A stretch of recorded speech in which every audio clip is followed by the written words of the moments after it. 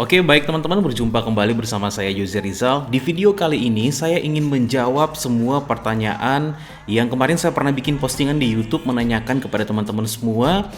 Mau tanya apa tentang Facebook Ads, tanya aja nanti saya jawab. Dan ini adalah video yang saya janjikan untuk menjawab semua pertanyaan dari teman-teman dan semoga bisa terwakilkan ya, karena saya lihat banyak pertanyaan yang sama dan bagi pertanyaan yang sama saya nggak ulangi lagi ya, saya jawab lewat jawaban yang sekali aja jika pertanyaannya sama. Oke, dan buat teman-teman yang ingin misalnya bergabung di grup belajar FB Ads, bisa lihat link di bawah video ini, ataupun teman-teman ingin mendapatkan bimbingan privat kelas online, teman-teman bisa lihat link di bawah video ini atau di pin komen ya. Oke, langsung aja teman-teman. Dan oh iya, jangan lupa buat teman-teman yang baru pertama kali melihat channel saya dan Anda sekarang lagi pengen belajar Facebook Ads, dropship, landing page, email marketing, teknik closing, ilmu tentang digital marketing, termasuk belajar produk laris di dalamnya, silakan nanti teman-teman bisa subscribe YouTube saya ini, kemudian nyalakan lonceng notifikasinya, karena saya akan update tentang ilmu-ilmu yang Anda butuhkan seputar digital marketing, khususnya Facebook Ads. Langsung aja teman-teman, saya mencoba menjawab pertanyaan ya. Di sini pertanyaannya menarik-menarik semua ya, banyak pertanyaan umum gitu loh. Saya langsung pertanyaan pertama dari yang namanya Prabu Raga ya. Gimana cara mudah dan terefektif riset interest di Facebook Ads? Sebenarnya ini saya sudah jawab. Kalau teman-teman bisa flashback ya, di video-video saya sebelumnya, saya pernah mendemonstrasikan bagaimana teman-teman itu mencari target khusus untuk produk fashion muslim kalau nggak salah. Coba cek di video YouTube sebelumnya. Jadi intinya sederhananya seperti ini teman-teman. Kalau teman-teman mau riset targeting di Facebook Ads, kan targeting di Facebook Ads ada tiga core audience. Yang pertama adalah interest, kemudian demografi, kemudian behavior. Teman-teman jangan terperangkap hanya pakai interest apa ya yang menghasilkan, atau pakai interest apa sih yang convert nanti di Facebook Ads. Jangan teman-teman terpengaruh atau misalnya terjebak di interest doang. Kenapa nggak menggunakan misalnya behavior atau demografi? Ya, caranya gimana? Caranya ketika teman-teman masuk menu adset, ya kan, nanti teman-teman klik saja satu atau cari satu interest yang berhubungan dengan produk teman-teman. Misalnya adalah fashion muslim. Nah, cari mungkin misalnya hijab.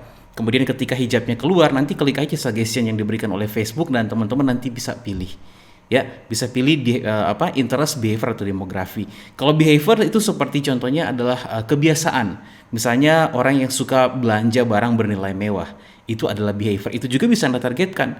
Atau juga teman-teman bisa targetkan demografi, misalnya hanya ke kota-kota besar di Indonesia, mungkin umurnya hanya umur tertentu, misalnya umur 21 sampai 35 misalnya. Jadi kalau ada yang bertanya ke saya, coach, targeting yang tepat seperti apa? Targeting yang tepat adalah targeting yang relevan dengan audiens. Nah, caranya gimana? Caranya split testing targeting. Gak ada cara yang pasti untuk memfixkan targeting Anda selain kita tes. Karena kita harus tes, setelah itu kita ukur. Dapat misalnya, oh data ini sebenarnya data targeting ini yang convert, yang menghasilkan banyak misalnya konversi. Nanti dari data tersebut baru kita optimasi. Oke ya, paham ya? Kemudian saya langsung ke pertanyaan berikut. Natir, Facebook Ads untuk jual properti apakah harus pakai website atau instant form sudah cukup? Oke, pertanyaan yang cukup menarik ya buat Mas Natir. Jadi kalau untuk Facebook Ads jualan properti, kita harus tahu dulu kalau jualan properti itu orang tuh behaviornya seperti apa ya, atau customer journey-nya orang memutuskan untuk beli properti itu gimana.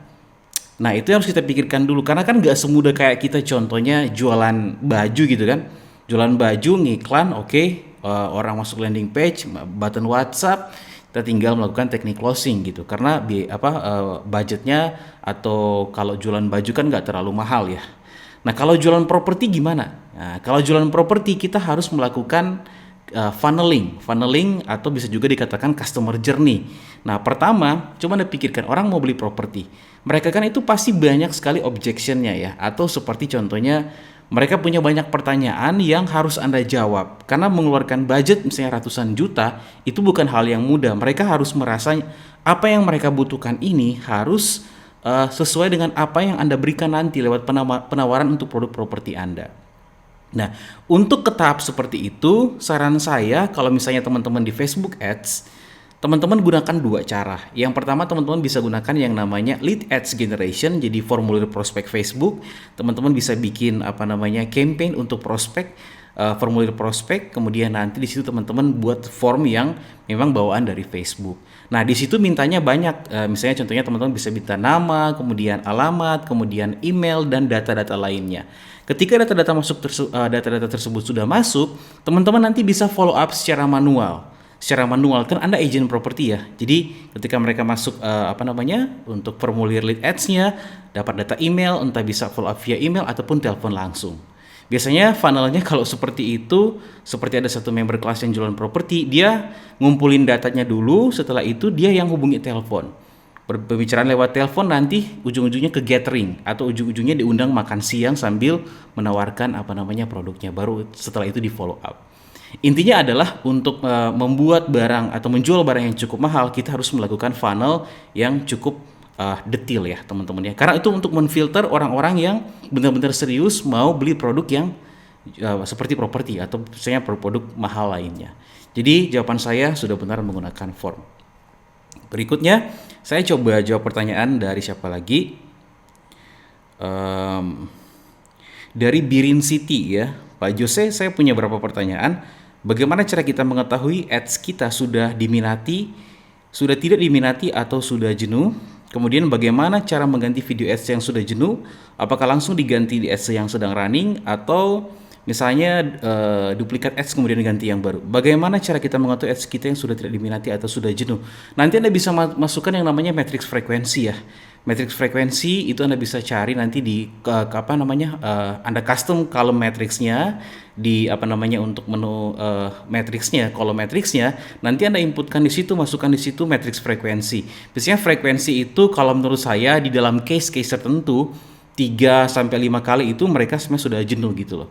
Itu untuk case tertentu, karena ada juga yang lain yang memang sengaja dinaikkan frekuensi iklannya, tapi untuk standarnya lihat kejenuhan di angka seperti itu. Karena biasanya di angka seperti itu action rate-nya mulai berkurang. Kenapa kliknya sudah mulai sedikit? Kenapa CPC cost per kliknya mahal? Kenapa CTR all CTR link kliknya berkurang gitu loh? Itu biasanya karena kejenuhan ya. Nanti lihat juga matriks frekuensinya. Oke, bagaimana cara mengganti video ads sudah jenuh? Apakah langsung ganti di ads sedang running atau duplikat kemudian Anda ganti yang baru? Sebenarnya dua-duanya bisa dilakukan ya di ads yang sedang running, ataupun kalau misalnya Anda mau nggak ada gangguan di ads yang lagi ads yang lagi running, bisa coba dengan duplikat kemudian testing ya.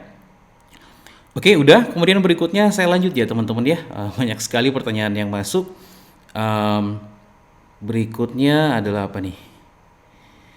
Dari Iwan Prasetyo 22, tips manual bidding supaya CPM-nya murah Om. Oke, sebenarnya kalau bicara CPM murah itu bukan karena faktor manual bidding ya. Kita jalankan automatic bidding pun itu bisa aja CPM-nya naik. Karena kalau kita bicara CPM itu kan cost per miles ya. Jadi biaya per 1000 impression, biaya per 1000 tayangan. Yang membuat CPM itu naik apa sih? Yang membuat CPM itu naik adalah jangkauan atau bukan jangkauan tapi jumlah audiens Anda. Semakin besar jumlah audiens Anda, biasanya CPM makin murah. Semakin kecil jumlah audiens Anda, biasanya CPM-nya semakin mahal. Dan apalagi misalnya frekuensinya semakin naik, ya CPR-nya biasanya akan semakin mahal juga.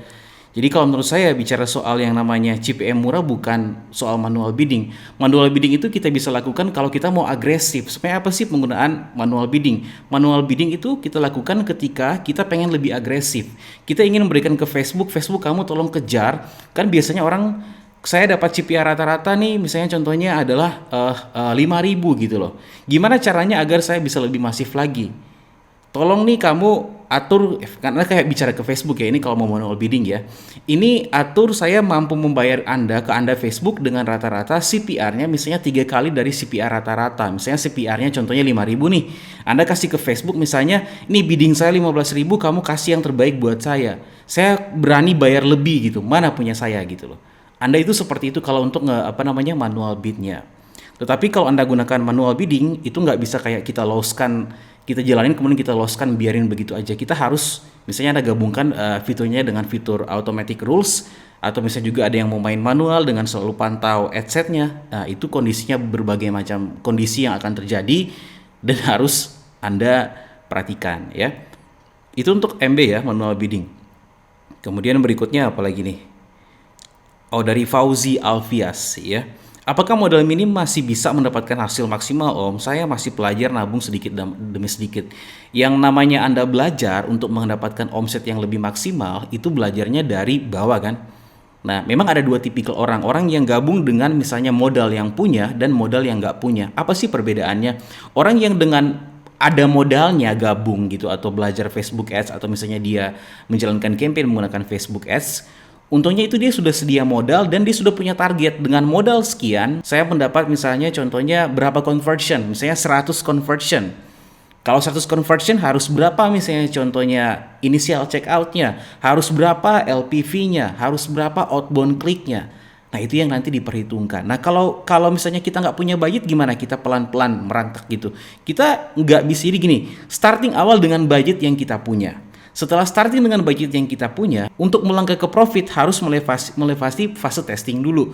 Setelah masuk fase testing, nanti kita optimasi kan. Di optimasi ini kan kita sudah mulai mendapatkan hasil nih. Mendapatkan yang namanya profit. Nah semua profit itu, kalau Anda modalnya miris, nggak usah semua profit Anda ambil. Anda ambil untuk Anda pakai sendiri. Profit yang Anda dapatkan, itu Anda kembalikan lagi ke budget iklan, agar cash flow Anda mengalir. Ya, jadi oh ya untung sekian nih, saya untung sekian coach. Setelah itu Anda pakai duitnya buat berfoya-foya. Nggak seperti itu. Balikan lagi ke modal iklan. Berapa persennya misalnya Anda balikan lagi ke modal iklan. Tergantung. Ada yang miris, ya semua hasil daripada profitnya itu dibalikin lagi ke modal iklan, sama kalau dia ngestok modal barangnya. Kalau dia hanya dropship ya modal iklan doang gitu loh. Jadi bedanya tinggal ya tadi, kalau punya budget iklan kita bisa targetkan. Anda akan dapat sekian misalnya conversion harus begini, harus traffic yang masuk di LP-nya harus sekian misalnya, harus berapa puluh ribu misalnya. Kemudian kalau yang budget yang pemula adalah dengan teknik compounding, atau artinya dari hasil yang kita dapat kita kembalikan ke iklan. Ya. Oke. Apalagi nih? Request video cara mengatasi akun rawan restricted ya. Sekali lagi, kalau menurut saya, pengalaman saya pribadi dan teman-teman yang lain ya di kelas, bahwa nggak ada seorang pun yang bisa menjamin akun Anda itu tidak akan terkena yang namanya restricted ya. Atau misalnya kasus-kasus seperti Ads Manager error dan lain sebagainya. Ingat, kita beriklan di platform milik orang lain, bukan milik kita. Artinya platform ini dikendalikan oleh orang lain, kita tidak bisa mengendalikannya. Yang bisa kita lakukan hanya menyesuaikan dengan platform tersebut. Menyesuaikan apanya? Misalnya menyesuaikan dengan privacy policy-nya. Kita udah tahu nih kita nggak bisa ngiklanin produk seperti ini, kenapa kita paksain? Ya, atau misalnya kita udah tahu account quality kita ya itu sering bermasalah. Kenapa kita malah buat masalah terus gitu loh? Ya karena gini loh, ada yang terlalu takut dengan hal ini gitu loh. Terlalu takut nanti kena Ads Manager error dan lain sebagainya. Saya bilang bahwa Anda ngiklan dimanapun ya, kayak Anda ngiklan di Google Ads, Anda ngiklan misalnya di TikTok Ads, Anda ngiklan di mana, Pinterest Ads atau LinkedIn Ads atau pokoknya semua paid ya, paid ads itu risikonya ada ya. Artinya semua platform yang Anda gunakan itu berpotensi untuk yang namanya restricted lah dan lain sebagainya. Yang Anda lakukan kalau Anda mau terjun secara maksimal adalah menyiapkan infrastruktur periklanan Anda, misalnya backup ads account dan lain sebagainya ya. Itu saran saya. Jadi ya sebagai advertiser, apalagi mereka yang udah penghasilannya miliaran ya, coba tanya mereka itu mengalaminya berapa kali. Pasti pernah mengalami ya. Lanjut berikut ya teman-teman, lanjut berikut. Oke, dari Tugu Official Channel. Bagaimana agar akun iklan yang udah jalan kita tidak sering terblokir? Bagaimana agar setting iklan agar biaya murah? Agar tidak sering terblokir, artinya Anda harus menjaga kualitas account Anda. Kan ada account quality nih. Kalau Anda lihat di kualitas account Anda ya, account Facebooknya, akun iklannya, Anda harus jaga account quality-nya. Cara jaganya gimana? Cara jaganya adalah jangan melanggar peraturan periklanan, overclaim dan lain sebagainya. Jangan melanggar, itu doang. Ya. Kemudian ada lagi juga nih bagi yang nggak ngerti, jangan melakukan unusual activity atau aktivitas yang tidak biasanya. Karena gini loh, ketika Anda melakukan aktivitas yang tidak biasanya, contohnya Anda melakukan phishing misalnya. Phishing itu seperti contohnya Anda sering mengirimkan link gitu kepada, biasanya kan ada orang yang suka nginbox orang gitu, ngirimin link begitu ya. Karena gini, kualitas akun personal Anda ini pengaruh juga sampai dalam periklanan Anda. Kalau di personal Anda sering melakukan unusual activity, itu bisa berpengaruh di dalam ads account Anda. Ya, apalagi nih yang sering dapat notif dari Facebook kayak mengakali sistem. Jadi misalnya iklan lagi di review, tiba-tiba dia edit lagi, akhirnya disable atau as manager error. Jadi jangan yang namanya melakukan unusual activity, ya. Coach, bagaimana cara bidding iklan agar stabil? Cara bidding iklan agar stabil tadi saya sudah jelaskan ya. Jadi agar stabil itu banyak orang pengen iklan stabil, tapi parameter untuk stabil itu banyak. Stabil di mananya dulu? Stabil di matriksnya dulu nih. Perpindahan matriks sampai CPR-nya itu stabil. Berarti kita harus mengoptimasi part by part matriksnya, perpindahannya. Optimasinya adalah part by partnya gitu. Atau gimana cara agar misalnya closingnya stabil? Closing dari mana dulu nih? Closing dari matrix ke real WhatsApp stabil, berarti Anda harus kuasai teknik closing, lakukan follow up dan lain sebagainya. Ya, karena banyak yang saya lihat dari pertanyaan-pertanyaan, banyak yang mindsetnya salah ya. Mungkin karena digiring oleh opini, digiring oleh isu dan lain sebagainya. Sebenarnya yang membuat iklan stabil itu adalah relevansi iklan kita yang selalu tetap terjaga. Artinya, kalau orang terus melakukan action rate dalam iklan kita, itu relevansinya akan terjaga. Action rate terjaga, kemudian bidding terjaga, kemudian juga budget terjaga, ya. Itu kita bisa mendapatkan hasil yang stabil. Tetapi ingat lagi, kembali lagi, disclaimer saya adalah stabilnya harus kita lihat part by partnya. Karena ada yang saya katakan part pra Facebook Ads. Jadi sebelum FB Ads ada persiapan produk, persiapan ads kreatif, persiapan landing page. Ini dibenerin dulu di awal. Kalau ini udah benar, strategi FB Ads-nya menjadi lebih gampang. Ya. Jadi banyak part, 3 part sih, pra Facebook Ads-nya, Facebook Ads-nya sendiri, kemudian closing-nya di belakang. 3 part ini itu banyak sekali item-item di dalamnya. Kalau Anda misalnya satu item aja kayak nggak bisa teroptimasi dengan baik, Anda akan kayak begini terus. Gimana caranya iklan agar stabil, harus pakai manual bidding atau enggak, dan lain sebagainya. Ada nggak rahasia terbesar dari Facebook Ads? Padahal sebenarnya kalau Anda mampu mengoptimasi part by part yang saya katakan tadi, ya nggak ada masalah teman-teman. Oke, lanjut ya. Dari Mas Isnain Tami, kemudian ada juga Rudy Travel ya. Rudy Travel, Kang Yuse, saya mau interest buat iklan apa nih? Buat iklan FB Ads Travel dong, sewa rental mobil apa ya? Nah, model bisnis Anda apa dulu nih? Anda sewa rental di satu kota tertentu atau skala nasional? Misalnya contoh nih, saya kasih gambaran buat teman-teman semua. Anda menjalankan bisnis rental mobil di Bali, ya kan? Di Bali Anda rental tuh, ya kan, menyediakan sewa rental. Saya targetingnya gimana? Targetingnya sebenarnya targeting saja demografinya. Misalnya orang yang baru saja berada di Bali, gitu loh. Biasanya kan orang ke Bali kan butuh transportasi. Jadi targetingnya ke demografinya, ya, orang yang baru saja berada di Bali misalnya, seperti itu. Atau misalnya, oh enggak coach, saya itu saya itu punya bisnis travel dan itu ada di kota-kota besar gitu loh. Nah, berarti Anda targetkan kota-kota besar gitu loh. Kota-kota besar, kemudian targetkan per kota, buat kayak ad set per kota gitu. Atau bisa aja Anda kayak satukan dalam misalnya beberapa ad set, tapi ya ad kreatifnya akan jadi lebih panjang. Maksud saya beda-bedain ad set aja, kemudian nanti tayangkan per ad set per kota gitu loh, tentang jasa Anda. Kayak gitu. Ngatur interestnya gimana? Ngatur aja buat orang yang baru saja berada di lokasi itu, atau misalnya orang-orang yang tinggal di lokasi itu, Anda bisa targetkan ke mereka. Kalau menurut saya lebih kepada karena kan gini, orang sewa mobil ya. Orang sewa mobil saya rasa kebutuhannya ke siapa sih orang sewa mobil? Pasti orang-orang yang contohnya urgent membutuhkan mobil karena nggak punya mobil, atau biasanya kepada pariwisata gitu. Ya kalau pariwisata ya targetkan saja orang yang baru berkunjung.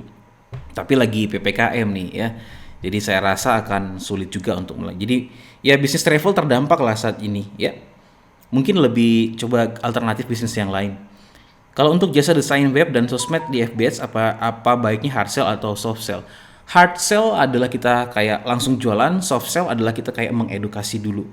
Kembali lagi kalau misalnya gini, kalau produknya belum pernah dimainkan oleh orang lain, ya baiknya Anda soft sell dulu, edukasi dulu kenapa Anda hadir, agar konsumen punya why, kenapa mereka harus beli di Anda, kenapa harus Anda. Edukasi dulu dengan konten. Tapi kalau misalnya produknya udah merah, udah banyak yang jualan, Anda nggak perlu edukasi sebenarnya. Langsung dengan hard sell, tapi tambahkan nilai tambah produknya, edit value ditambah. Kemudian apalagi nih? Pertanyaan berikutnya adalah Pak Jose, pertanyaan saya cuman satu, Pak. Anggaplah semua pixel mulai dari Anggaplah semua sudah disiapkan mulai dari modal website, pasang pixel, produk laris, diminati, testing, dapat data. Nah, pertanyaan saya adalah what the big of secret in Ads Manager? Kira-kira apa rahasia paling besar pas kita mau pasang iklan di Ads Manager? Ataukah diklik yang bagian checklist interest, di mana kita bisa klik tombol tersebut dan buat banjir orderan? Contohnya klik icon yang dimana Facebook menyarankan supaya targetnya itu mendekati. Monggo dijelaskan. Jadi gini, untuk membuat banjir orderan itu, ya, nggak ada suatu fitur yang saya katakan fitur sakti dalam Facebook Ads yang Anda centang atau Anda taruh atau apa yang membuat tiba-tiba banjir. No, Anda dapat pemahaman dari mana? Itu pemahaman yang salah. Nggak ada satu fitur yang bisa tiba-tiba ngeboost langsung jadi masif. Nggak ada. Pengalaman saya kurang lebih hampir 8 tahun saya di Facebook Ads dan membimbing member kelas online sudah 4 tahun, ya. Nggak ada fitur tersebut selain kita melakukan step by step melalui testing, optimizing, scaling. Ya, nggak ada settingan tertentu. Lebih baik Anda benerin yang namanya produk Anda, penawaran Anda, targeting Anda, ya, ads kreatif Anda, landing page, teknik closing, benerin semua itu. Kalau Anda, saya baru sampaikan di grup VIP saya loh ini, ya, bahwa benerin semua itu biasanya opini-opini yang Anda terima dari luar, dari si A, si B, si C, giring isu dan lain sebagainya itu akan terpatahkan kalau Anda mampu satu produknya laris nih, kedua ads kreatifnya menarik, ya, ketiga, ya, landing page-nya convert. Keempat, Anda beriklan menggunakan rute sukses beriklan 1.0 dan 2.0. Kelima, jalankan teknik closing. Keenam, baiknya bangun list building email. Benerin itu semuanya, itu sudah lebih baik. Nggak ada satu fitur secret gitu loh, rahasia yang membuat tiba-tiba jadi omsetnya besar banget. Nggak, karena kalau bicara omset besar itu banyak hal. Bukan hanya sekedar fitur, tapi fase-fasenya ini gimana? Dari fase pertama kita dapat data, kita optimasi, dari apa yang kita optimasi, apakah bisa di scale atau enggak, kita scale dan lain sebagainya. Jadi Facebook Ads itu adalah part by part, case by case. Saya sangat menentang orang-orang yang bilang gak apa-apa kok saya nonton video tutorial aja saya langsung bisa scale. Kayaknya nggak mungkin ya, karena FBS itu sekali lagi saya katakan adalah case by case, kasus demi kasus. Seiring Anda menjalankan Facebook Ads, Anda akan dapat, wah kok saya dapat kasus seperti ini ya, saya harus gimana solusinya, metrik saya turun nih, ya, saya harus gimana solusinya, metrik saya down gitu, closing saya turun. Nah, dari situ misalnya kita dapat data, dari mana datanya? Dari misalnya matrix, dari data misalnya leads yang masuk. Lihat misalnya contohnya closing rate-nya kenapa berkurang. Oke, kita coba cek misalnya dari leads yang masuk, apa saja objection yang konsumen Anda bilang di WhatsApp. Baru kita cari, oh ternyata kebanyakan seperti ini nih yang di WhatsApp nih, mereka nggak mau beli karena bla bla bla. Nah, alasan bla bla bla ini yang kita carikan solusinya. Gitu. Sekali lagi saya bilang, ya, Facebook Ads itu hanya media untuk mempertemukan produk Anda dan konsumen. Selebihnya di dalam sini adalah kita berhadapan dengan orang. Kita menayangkan iklan kita kepada manusia yang punya mata, pikiran, perasaan. Gimana tentang memperlakukan manusianya? Manusia berarti mereka penuh banyak pertimbangan untuk memutuskan lain sebagainya. Kita harus cari tahu bagaimana cara berpikir konsumen kita.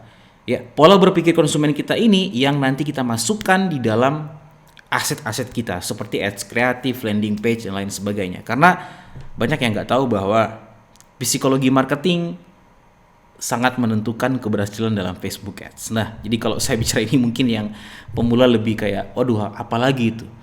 Perlu banyak waktu untuk menjelaskan dan perlu banyak diskusi gitu loh, teman-teman ya. Jadi saran saya buat teman-teman yang lagi belajar di Facebook Ads, tadi saya bilang tentang produk, ads kreatif, landing page, rute sukses beriklan Facebook Ads 1.0, 2.0, teknik closing, dan terakhirnya Anda bisa pakai email untuk follow up. Ini semuanya Anda pelajari, Anda kuasai. Kalau Anda udah pelajari, kuasai, Anda lihat member-member yang lain berhasil di kelas online, semua itu targetnya di situ semua, dioptimasi dari 5 atau 6 hal yang saya katakan tadi. Ya, itu aja buat teman-teman semua, dan kalau misalnya teman-teman ada yang mau bertanya, bisa juga bertanya di kolom komentar di bawah ya. Pertanyaan-pertanyaan yang terpilih akan saya jawab, dan silakan like, komen, subscribe kalau belum subscribe, dan kalau misalnya Anda pengen dapat fast respon untuk bertanya, bisa nanti lihat ya di Instagram ya, di Instagram saya. Oke, jadi buat teman-teman sekali lagi yang ingin nanti masuk di channel Telegram untuk Facebook Ads, silakan cek kolom deskripsi di bawah video ini atau misalnya pin komen ya. Di situ juga ada link untuk menuju ke bimbingan private class online. Semoga ini bisa bermanfaat buat teman-teman ya. 20 menit sekian saya menjawabnya. Itu aja dulu, saya Jose Rizal pamit undur. Harapan saya teman-teman di masa PPKM ini tetap sehat selalu, bisnisnya berjalan dengan baik, dan tentunya selalu mendapatkan keberkahan. Terima kasih dan salam sukses buat teman-teman semua.